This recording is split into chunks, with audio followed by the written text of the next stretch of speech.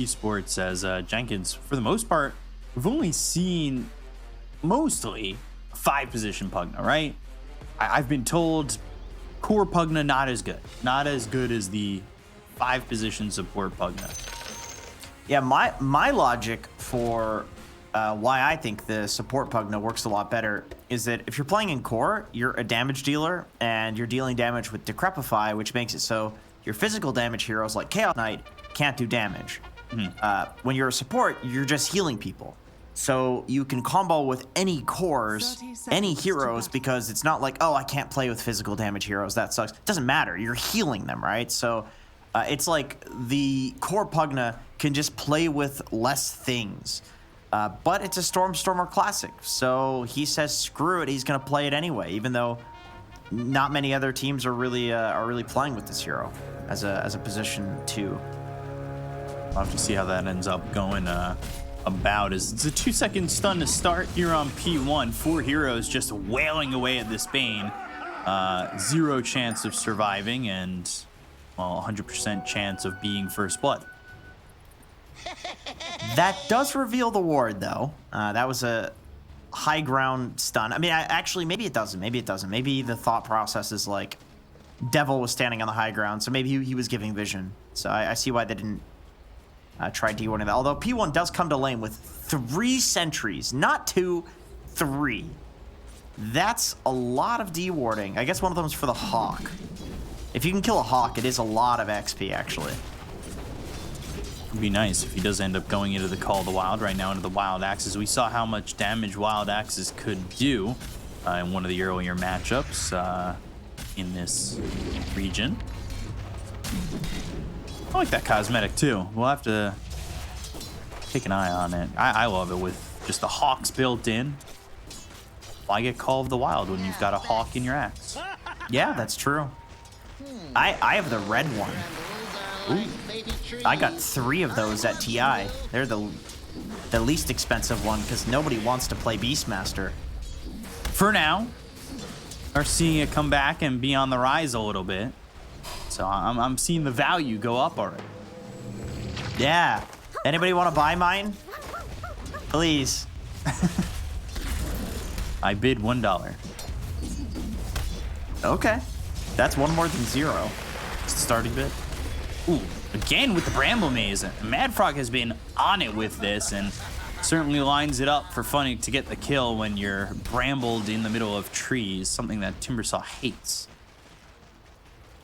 Yeah, Funnick went QW. He's got Whirling Death and Timber Chain, no points in reactive, which usually you don't see people doing because of the mana cost and the on account of being extremely squishy if you build this. But Funnick knows that he can get a kill if he goes for it. And that also does help if you can get that kill and then get that quick 3, maybe go into the reactive armor level 3 and feel a little bit more safe in this lane. He's got the whole creep wave under tower, so either going to be a slight bit off of level 3 if my math is correct, or he'll get it on this creep. Yeah, there we go. I definitely did the math correctly. So let's take a look at this. What's the replay? Oh, there it is. There we go. Bramble Maze. Backs right up into it. Number 1, Madfrog is very good at this hero.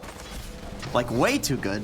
And number 2, Whirling Death does a lot of damage now if you're surrounded by trees. That tree damage has been buffed so many times at this point. Like, that spell legit did like 200 or 300 pure damage to him there because of all the trees that he cut down. And that also goes with, like, Madfrog being on this Dark Willow. He puts the brambles in a spot where it's like, either you can run at us and probably die, or you run back into the brambles and you're dead. Your options are cake or death. We're all out of cake. Yep. Do you want to die quickly or slowly? That's pretty much the choice. As Nas might be slowly going down up here. And Nightmare on Nas that started off, and that's what allows them to get the kill. P1 getting credit for that one. Inkswell pops on top of P1. The Stroke of Fate just isn't enough damage. Yeah, Devil was respecting the ability for Pleb to just wand up and then use the Whirling Axes there. So if he goes for P1 and he doesn't kill him in one hit and the Whirling Axes comes out, he gets beta, he dies as well. We haven't really talked about mid at all. Stormer 21-8, Kunkka 17-1, Stormer level 5 going 3-2-0 at the moment, which is no surprise. Yeah, he's doing very well versus Kunkka. This is one of those matchups that you'd think, like, Pugna is portrayed as this very squishy hero, but he actually has pretty high armor, 5 armor. Uh-oh. So, never mind. You can keep going. Or have I? I don't know. He might just still be dead. He's definitely dead. Yeah, Evo comes over. He gets the kill. I faked on the fake type, and he does end up falling. Turns around and gets one right click onto Mad Frog, though. He's like, there you go. Got it, bastard. That's for the brambles earlier. Oh, it doesn't get out of range of the Inkswell, even with the Nightmare. Stroke of Fate from Devil to get the kill, but Pleb gets the root, gets the kill, now goes after Nas. Hoping for a root, gets one. Hoping for another root. No. Still no. Doesn't have enough mana. Doesn't want to use his one charges either. Holding those. And this is a pretty good troll game. High win rate versus Beastmaster. Also, if we're talking about win rates, Chaos Knight struggles versus both the Timber and the Kunkka. Those are two of like the top 5 win rate heroes in the game against the CK. You just clear all of the illusions with both of those heroes. He might just die, and one more right click from P1. Stepping a little bit too far up in the lane. You know, they've put him on these micro heroes, and I know he's touted as one of the better micro players, but it feels like sometimes the lane just kind of collapses on him very harshly. As Stormer over mid, Shadow Realm Strike from Mad Frog. Stormer, I think, stopped moving, knowing he was dead. Yeah. Yeah, but he did have mana for life drain. Fishman, they're gonna let him go. He's walking back. Okay. He might give it to them here. No, he's not. Yeah, I mean, Nos, you know, going for this Wild Axes build, maybe the problem is that he's not microing. Maybe that's the issue. I mean, he's been kind of figured out, I suppose, if you see that, you know, he's against Troll, so he has to go for this Wild Axes, and then he can't do his micro thing. They've just countered him in the draft. And it almost feels as though, and they didn't pick the Beastmaster that early into the draft. I think it was like the 4th pick or something like that. But when they picked the Enigma, when they picked the Lycan, it is early in the draft for Nas and allows for a lot of time to be countered. So he's looking for the high 5 because he probably also knows he's dead on this one. And Pleb now, he's 2-0-2. And I don't know if you remember the last game, but I do remember that one. 19 kills for Pleb, and he is just adding to it. He had 1 death in the last game. So the KDA, at the moment, with 1 death, just keeps going up. Yeah, he got about 10 of those kills in the enemy fountain on his own. So yeah. That's a little intimidating. First crown pops. Fishman on the run, but the Shadow Realm Strike striking down Fishman. Scary. This is scary. I mean, Funnick doesn't have the absolute most last hits here, but he's doing decent. And this is other than the Pugna, it's a pretty free Timber game. And Pugna, they keep rotating on him with these supports, making his life a living hell.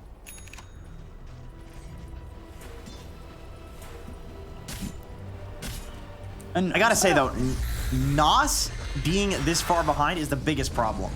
This is the biggest problem for 01. He's only got 2,300 net worth. Like, it really isn't that great. Ooh, avoiding the Cursed Crown with the Phantasm, but that forces the Phantasm out, and the illusions are already dealt.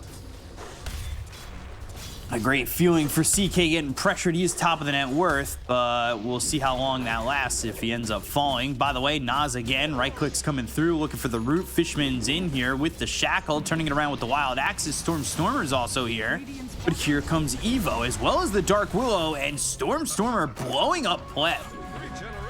Got the Phantom's Embrace, the Stroke of Fate on a P1. There's the Shackle, Nether Blast, Life Drain, and Stormer with a double kill making the rotation in. And a couple of heroes did rotate up to the top lane from Deboosters. So it did cause some rotation, and they didn't get anything out of it on the side of Deboosters, where 01, well, they're trying to take the first out. All right, well, Stormstormer just says, hey, pick me my favorite guy. I don't care that other people don't play it. I'll carry you noobs. Let's go. Give him my Pugna. And yeah, beautiful rotation from him. Something that people would normally expect if it wasn't for Pugna mid barely being touched in this patch. Because, like, honestly, a lot of the mid, like, there's not that many mids that do these tower pushing rotations. Like, you don't see Lesh mid that much. You don't see Pugna mid, Death Prophet mid. Like, those heroes kind of have other roles these days. Life Drain, Phantom's Embrace, but the Ghost Ship comes in with the X. They've got the Cursed Crown and the Bramble Maze down. They chase Stormstormer and they'll take out the Pugna. Meanwhile, Devil's able to TP away, just avoiding that torrent that was lining up, collecting water to jump up and take him out of the TP, but not in time. Dude, poor Nas. Imagine you're against a troll for the laning phase as Beastmaster, and then finally the troll leaves your lane. You're like, oh, thank God I'm not countered anymore. And then a Timber enters into it. You're just like, no, please, please, God, let me lane against something that's not a counter. Not just any Timber, a top of the net worth Timber as well.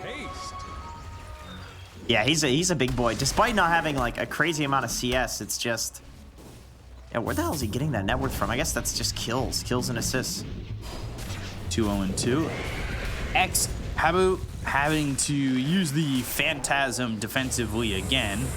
And now they've got the Soulbind with the Reality Rift, the double shackle. The boosters. Ooh, double roar. roar. A little bit too far. Double roar comes in. They've got the Hex. Pleb trying to survive. Gets into the ulti. They've got the X to pull back this Shadow Shaman. And it pulls him back for Pleb to try and heal off of. But they've got the Life Drain. And Stormstormer takes out Pleb. They'll finish off P1. Another double kill here for Stormstormer. The chase for Mad Frog. There's the Decrepify, the Nether Blast into the Shadow Realm, but, well, there you go. Join Yugi's grandfather. Dead in the Shadow Realm. Oh, God, too soon. They'll never get out of that VHS. Please. Grandpa Yugi. No. Never learn. And then he comes back and he has to go up against Duke Devlin. Come on. Look at this. Oh, here we go again. Full advantage of the Soulbind in every aspect. Double Phantom's Embrace, double Shackle, Yeah, that was double everything. Primal Roar. Double CK stun too, right? He threw it right before they broke apart. And yet I mean, Deboosters still come out on top. Yeah, like that fight still goes decently for them. I mean, they don't come out on top, but it goes decent for them despite how like disastrous that was. Fighting into the high ground too. You can also see in the early game how the Pugna counters Troll. You just decrepify the guy that Troll's going on to save him, or you decrepify the Troll himself, and for the whole Troll ulti, he just feels sad. And that's true until Troll gets Aghanim Scepter. Then all of a sudden, he's purging everything. You can't decrepify anyone. But he's on the panel. That's true, actually, so that's not going to be possible to be in the game, because you can't be two places at once. If you could be two places at once, maybe Deboosters would be in this Roche pit right now, because it is being snuck. Devil? By Fishman. Funnick just kind of recognizing that that's happening as he watches Devil go, Roche, please don't kill me. Chill, dude. And take themselves an Aegis on Stormstormer, who's been outputting a lot of damage. And having a second life in these fights, when he hasn't exactly dying in the exchanges, is a scary proposition if you're Deboosters. Yes, it is. Yes, it is. This Pugna is a problem. He's gonna need to get gripped. That's what you're looking to do to him. Grip, maybe X, and then boat. But all of these things, if you cast it on him, I mean, you have to use everything on him now because he's got 2 lives. Because there's no other like solid disables, so that's rough. You can definitely just do evasive maneuvers and take only small skirmishes up until this Aegis despawns, because like, man, they're gonna have to commit a lot to kill him. And if they want to get that grip off, step 1, take out your jellyfish rod. Step 2, firmly grasp. Get the grip. Is that a SpongeBob reference? If they can't do that, then was that SpongeBob? Kill Stormstormer. Uh-oh. It may have been. Okay. Do they have SpongeBob outside of North America? Is that a North American thing? I hope so. All the Europeans coming in and all the people in the MENA region understand that reference. Yeah, I hope so. What a god tier show. Smoke on Stormer and Fishman. Wanna go for Funnick. Yeah, Be they're trying careful to though. take- Funnick, quite farmed. Hood, Perseverance. I don't think he survives a Pugna though. Max Decrepify, Life Drain. Oh, And he just missed the tree. this is awkward. Very sad timing. All right, just kidding. He's fine. Holy shit, he's tanky. He's so My God. tanky. Primal Roar. All right, we got a bait instead. This is cool. We make up for it. Stormer getting the kill. P1's just like, all right, I feel bad for you guys. Walks in. That's Here's a awesome. kill. You guys can have this one. It's on me. Yeah.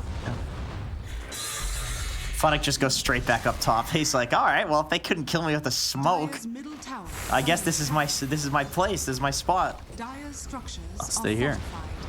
Yeah, Map would be real red up top for Funny. definitely. Yeah, also real red for Nos if you're looking at his deaths. So, yeah, that was rough laning. Making really good use of these Serpent Wards every time it's up. It's like either a tower or Roshan basically every time. Radiant's top tower is under attack.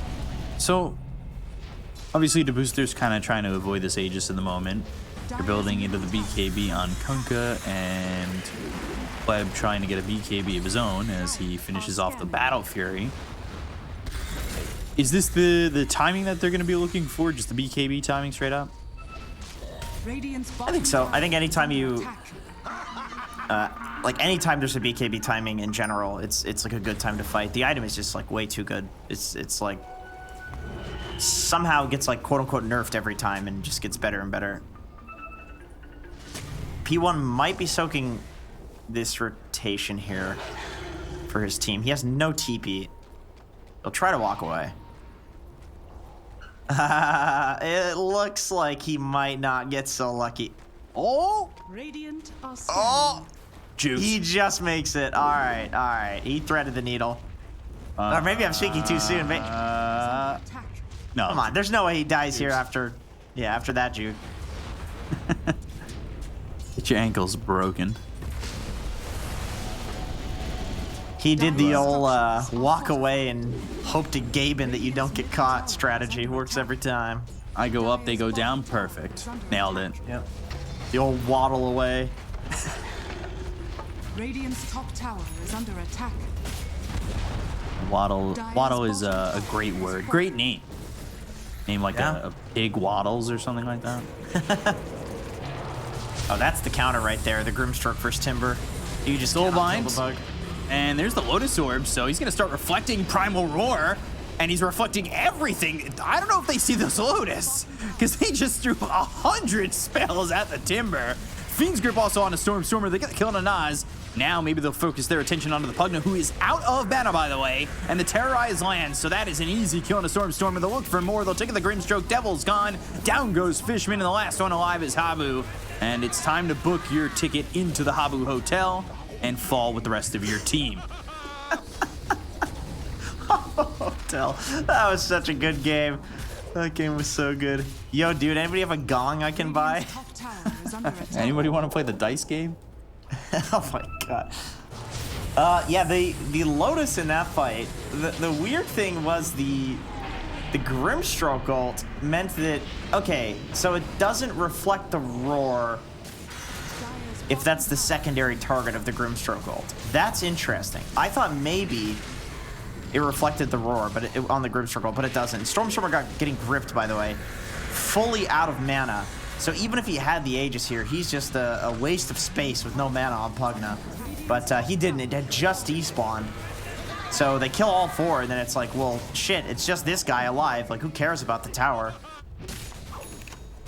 Big fight to win for the boosters as well. And that was coming off like holding out of the Aegis for 0-1, and I guess maybe not doing enough with that said Aegis. Like, yeah, they took the tier 1 tower over mid. They got themselves a kill on the Bane over in the top area of the jungle. But like, they didn't really extend a lead there, right? Like, now you've got Deboosters who've taken that fight really well. They're heading towards their next item timings, which is a Blink Dagger for the Dark Bow, BKB for the troll, and BKB's finished for the Kunkka, so he's fine. Good Hex Reflection. Funnick out here onto Fishman. Stormer just draining the entire life out of Mad Frog.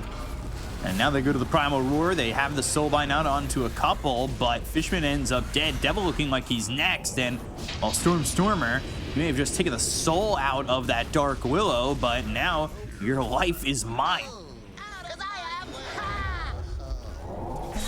All right, Funnick, I see you, dude. I see you. Just surviving.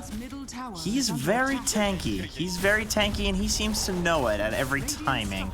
Just sitting there and man fighting a Pugna as Timbersaw. Yeah, that's supposed to be a counter.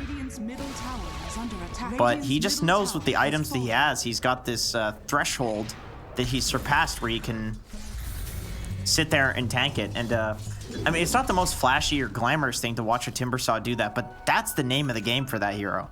It's like figuring out how much you can tank to survive at 10% HP and then regen back up again. And if you get that wrong, you fall off, you're not past that threshold anymore, and then all of a sudden you're just useless. Or at least, you know, you're damaged, but you're not this like tanky guy that can frontline in the fights. You just walk in and feed. Is Shard still one of those things that's like pretty standard on Timbersaw after you get a couple of these items? Like every Timbersaw at some point was just getting flamethrower with Shard. I think so. Not as much, not as like an early of an item, but you definitely get it at some point. Like just the slow on it's enough of a justification to get it, because between your Chakram and Flamethrower, you can actually slow down and kill supports. Like we can see in this fight, even without the Flamethrower, he just melts through the supports. Like that's the ideal thing to do on Timbersaw for, you know, carrying the late game, is he's actually like a backline disruptor. He's a backline killer, like a Night Stalker or something, except in a different kind of way. And that's what the Shard lets you do a little bit better. That's what lets you scale. We'll see if maybe on the next row she's the one who gets the Shard. Because there are some shards that, if Deboosters do get the Aegis, that I do like the Curse Crown one for Mad Frog. That's always nice. Maybe we'll get the one for the Timber. Life Drain not really doing anything there to Funnick. Even a Rampage on Troll, that shard is pretty good. 70 attack speed or status resistance. Like both of those are great stats. I mean, status resistance in this game seems very busted against Beastmaster Roar. X-Ghost ship. Pulling back Stormer. Now the Bedouin Mono is sole target. They just blow up this Pugna and he's forced to buy back.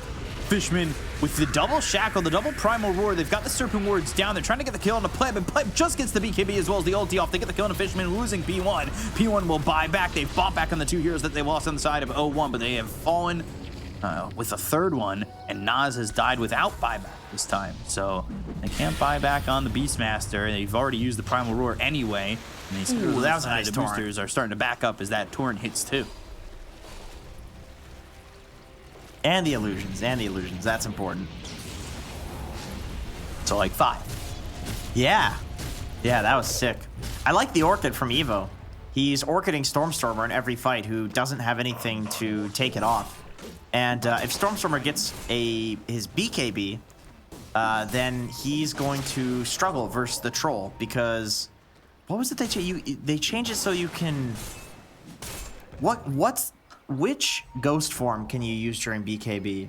You definitely can't use Necro ghost form during BKB. It's Nihilism. I think it's just Nihilism. So you cannot Decrepify and then BKB. The Decrepify would be taken off. And you can't Decrepify anybody who's already BKB'd. So if he gets his BKB on Stormstormer, the Decrep's going to have to be used on the Troll, but then he's going to BKB it. Interesting. So feels like the Decrepify getting used that way might not be worth it. Fishman, torrented. BKB early here from Habu, and there really isn't much of an output yet from the side of 0-1. Terrorize comes through and lands. That'll hit onto the CK. Nas maybe trying to run from this one. His positioning is kind of off and alone, and there's the Chakram landing, so Nas in some trouble. Pops the Essence Ring, the Cursed Crown getting under the tower. They do have the X, they'll pull him back, they'll get the kill, they'll take out Nas. Evo's looking great in this one, man. He's getting all the setups, and I feel like his boats have been super on point too. He'll always use it when Funnock is like, you know, 20% HP about to die, or like Pleb is just about to die, and it gives them just that much damage delay so that they can survive and, you know, regen up, or use the battle trance and then use that to regen up. I really love the Orchid pick too. I feel like this is dumpstering these backline supports as well as Stormstormer in every one of these fights. Poor Nas, man. He's had such a tough game.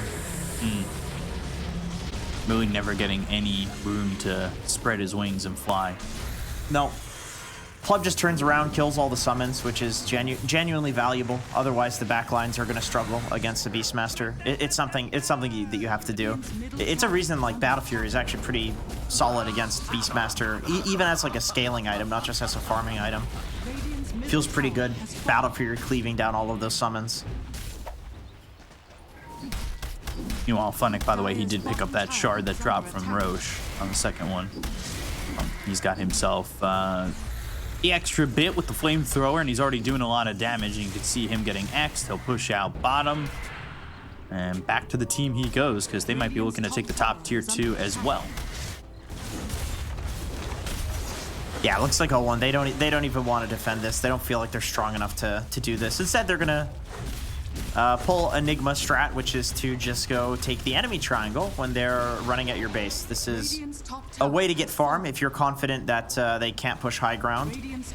Or you farm for a little bit and then realize, uh-oh, we have to get back. I was gonna say, I don't know if you'd be that confident not allowing Pleb to take your high ground.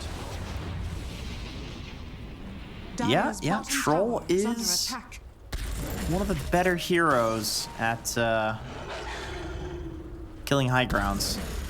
He's going for a nullifier on Troll, by the way. I thought maybe Abu. Bottom lane. He's good. They're just clearing. Before I saw the Dark Willow going, and that might have been the truth, is they stopped that TP and lose P1, but now they're looking to fight. They'll move forward. They've got the Hex out through onto the Kunkka, but the Terrorize landing on a 3, and Stormstormer needs to get out of this one, but Evo falls to Habu. Quick damage onto the Kunkka, and now they'll go after Pleb, who pops the BKB and runs. Well done by 0-1. They kind of buy some time with those kills. Yeah, Mad Frog tried, man. He tried with that Terrorize. Like, he had all of the heroes, and still the CK illusions were enough to tear through Kunkka's armor. I mean, it's the highest damage carry in the game. That's what Chaos Knight is. Like, there's no hero that does higher damage unless you involve rapiers. So the illusions arguably more important than the entire enemy team, sadly. Especially with the auras coming from Nas. Like, he's giving attack speed and plus damage to all of the illusions. That's pretty dangerous. So with a couple of kills like that, like, it doesn't seem impossible to bring this game back. Dire's middle tower Saw the power of Habu right there. I'm a little surprised Pleb went for Nullifier instead of Aghanim Scepter, because Aghanim Scepter, you have a 4-second cooldown purge, like, so you've self-purge as well as enemy purge. But I guess that's just, you know, Nullifier is 80 damage and 8 armor. I mean, the stats on it are incredible, and the Nullify goes through BKB. So that means if somebody's BKB, they're not going to be getting Glimmer, they're not going to be able to force staff themselves. If Eon Disc procs, then the Nullifier will take it off immediately. So I guess that's why he made that choice, is for this game, for the other support items, it feels better because of the BKBs coming out, that it pierces through that. Even in that last fight, if he had the Nullifier, it would have stopped Stormstormer from force-staffing himself back towards the base after that Terrorize that landed on the entire team. That was like the one thing that saved that Pugna. And they also already have the Lotus Orb for the self-dispel. So, yeah, the Nullifier definitely makes more sense than the Ags this game. X. And the Ghost Ship, Nullifier, and this is what you were talking about. Now they're going to try and chase down this Pugna on the back line of it all.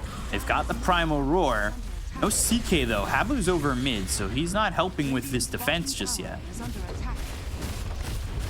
Yeah, and he's got no TP until right now. So they've taken the tower. They'll go after Pugna once again, but there's the Hex. Bounced off with the Lotus Orb. They've got the Bedlam.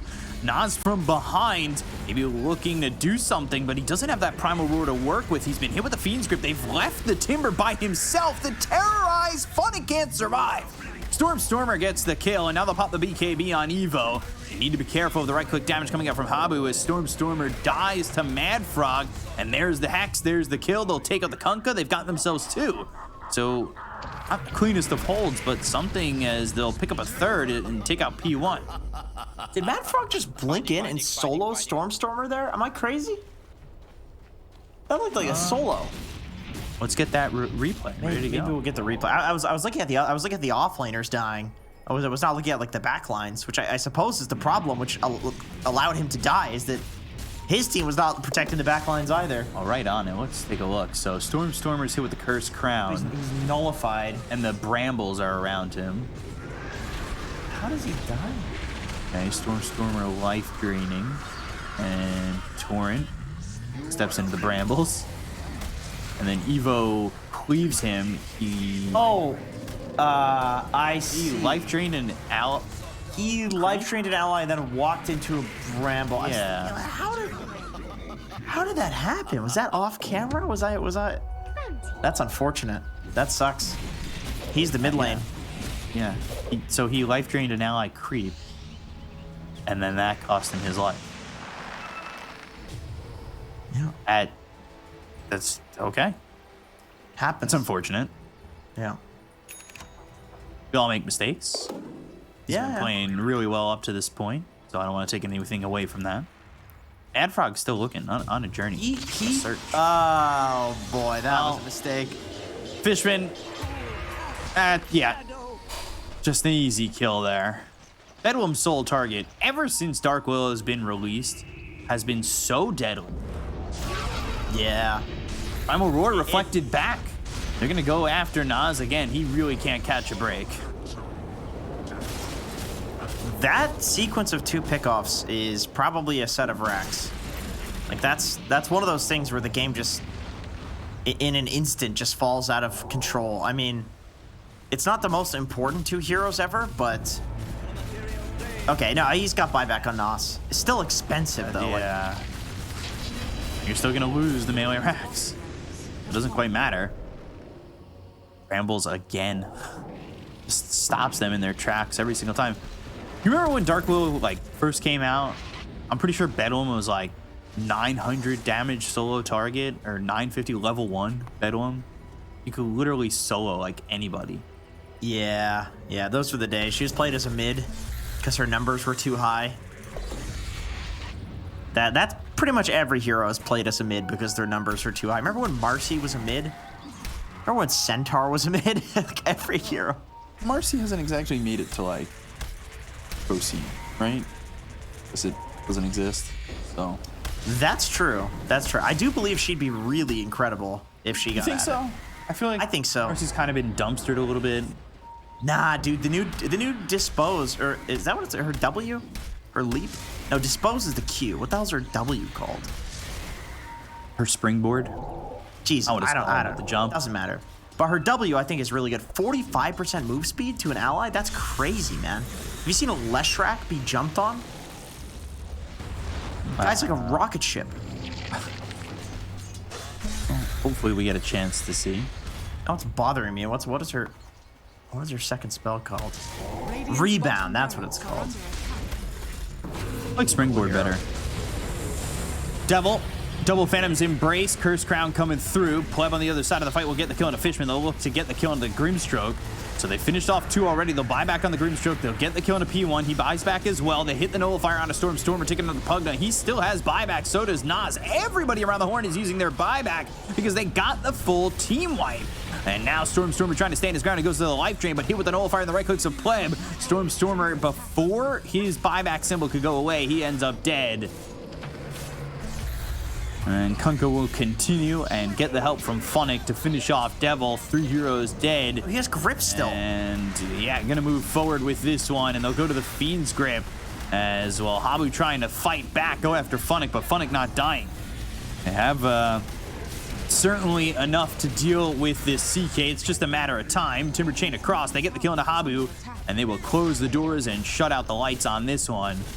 And 0-1 Esports will drop, and Deboosters will qualify as they take the Series 2 up. Well deserved, very well deserved, Oh, especially after how the series went. Was it yesterday that we saw them playing this exact matchup? 2 days ago. 2 days ago. Days are melding together. Yeah, they all melt. They figured it out. I mean, they played way better. They looked like a different team. I mean, Funnick, I think in every single game performed incredibly well. Even when Deboosters as a whole maybe looked weaker on that day, Funnick always looked great. But today, like, they were just all synced up. They were all on point. Pleb was like 40-2 or 40-3 across both of these games, which is insane. Maybe 30-3, but still ridiculous KDA. Evo, he played a really important part in this game in particular with his pickoffs on Kunkka. I really liked the Orchid. Like, he just made it impossible for Stormstormer to play the game. Funnick was unkillable. Mad Frog, I feel like every single time this guy is using his Willow ult, he's hitting like 4 heroes. Yeah. And P1, he was stable. He was the position 5. You know, he was getting the grips off, the nightmare saves. You know, he did position 5 things.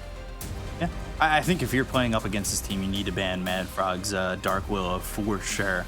It's looking like it. Yes. Like a crazy pick for him, and he's just shown such prowess with that pick, and ultimately together it all leads to a 2-0 over 0-1 Esports. They don't get to be 0-1, but they get 0-2'd, and well, that means the Boosters, they're the winners of this qualifier. They take home a lot of money, and they've done a really good job. But to break that whole thing down even more, we've got the panel. They're going to come back after a quick break, so we'll see you guys in a short second.